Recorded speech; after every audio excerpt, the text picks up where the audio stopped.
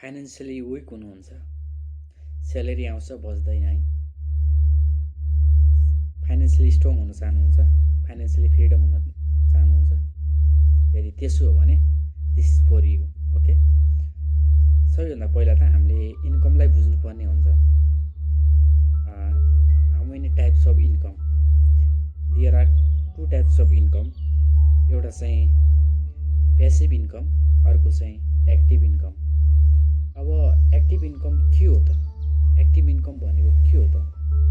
Active income चाहिँ त्यो हो जहाँ हामीले 8 to 10 आवर स्वयं इन्भल्भ भएर कुनै कम्पनी, संस्था आदिहरूमा हामीले चाहिँ जुन जबको नाममा गरिरहेको हुन्छ त्यसलाई चाहिँ हामीले चाहिँ एक्टिभ इन्कम भन्छौँ। अनि सेलरीको रूपमा जुन इन्कम आउँछ त्यो चाहिँ हाम्रो एक्टिभ इन्कम हो। अब पेसिभ इन्कम के हो त? पेसिभ इन्कम त्यो हो जहाँ चाहिँ हामीले स्वयं इन्भल्भ नभइकन कुनै इन्कम गर्छौँ भने त्यो चाहिँ हाम्रो चाहिँ पेसिभ इन्कममा जान्छ। अब पेसिभ इन्कम कसरी बढाउने त? फाइनेन्सियली फ्रिडम हुनुको लागि त पेसिभ इन्कम बढाउनु पर्यो। पेसिभ इन्कमको लागि चाहिँ धेरै अप्सनहरू छन् क्या।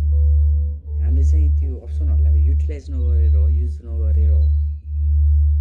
जस्तै भन्नुपर्दा सेयर बजारहरू छ, हाम्रो जस्तै टिकटकहरू छ, युट्युबहरू छ, राम्रो राम्रो कन्टेन्टहरू बनाएर हाल्ने युट्युबहरू छ।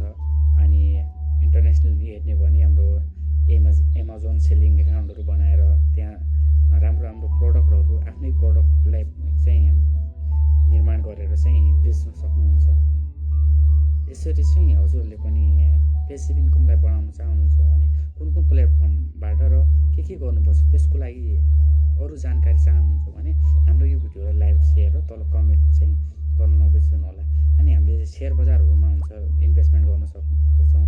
अब हाम्रो 8 देखि 10 घन्टाको जबले होइन, सानोतिनो जबले चाहिँ हामीले ठुल्ठुलो इन्भेस्टमेन्ट गर्न सक्दैनौँ। हाम्रो रियल इस्टेटमा इन्भेस्टमेन्ट गर्न सक्दैनौँ। तर हामीले स्टक मार्केटमा चाहिँ हामीले 1000 देखि नै इन्भेस्टमेन्ट गर्न सुरु गर्न सक्छौँ। जस्तै आइपिओहरू भन्न सक्छौँ, डाइरेक्टली कम्पनीहरूको सेयर किन्न सक्छौँ, बेच्न सक्छौँ। अनि विभिन्न राइट सेयरहरू हुन्छ, बन्ड हुन्छ, अक्सनहरू हुन्छ। हामीले यिनीहरूलाई चाहिँ युटिलाइज गरेर धेरै बेनिफिटहरू लिन सक्छौँ। आइपिओहरूमा त झन् 1000 रुपियाँ भर्नुपर्ने हुन्छ। 1000 रुपियाँ पर्यो भने चाहिँ 1000को 5-6 हजारदेखि 40-50 हजारसम्म आउँछ। परेन भने त्यो पैसा रिटर्न आउँछ। यस्तो राम्रो अप्सनहरू छ। अनि म्युचुअल फन्डहरू रहेको छ। म्युचुअल फन्डहरूमा चाहिँ हामीले मन्थली चाहिँ एसआइपीको रूपमा एसआइपी गरेर मन्थली चाहिँ हामीले एसआइपी गरेर हामीले चाहिँ आफ्नो पेसिभ इन्कमलाई बढाउन सक्छौँ।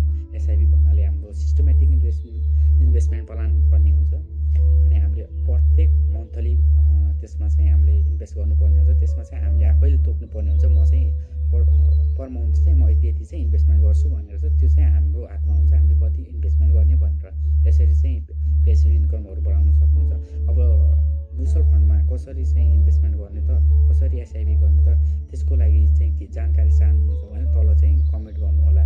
अनि स्टक मार्केटहरूमा आइपिओहरू भरेर 1000को चाहिँ हामीले 5 देखि 50 हजारसम्म कसरी भन्ने, त्यो आइपिओहरू कसरी भर्ने त, ती एकाउन्टहरू कसरी खोल्ने, त्यो सम्बन्धी पनि तपाईँहरूले चाहिँ भिडियो चाहनुहुन्छ भने त्यसको लागि पनि कमेन्ट गर्न सक्नुहुन्छ। अनि स्टक मार्केटमा चाहिँ हामीले चाहिँ कुनै कम्पनीहरूको सेयरहरू कसरी किन्ने त, त्यस्तो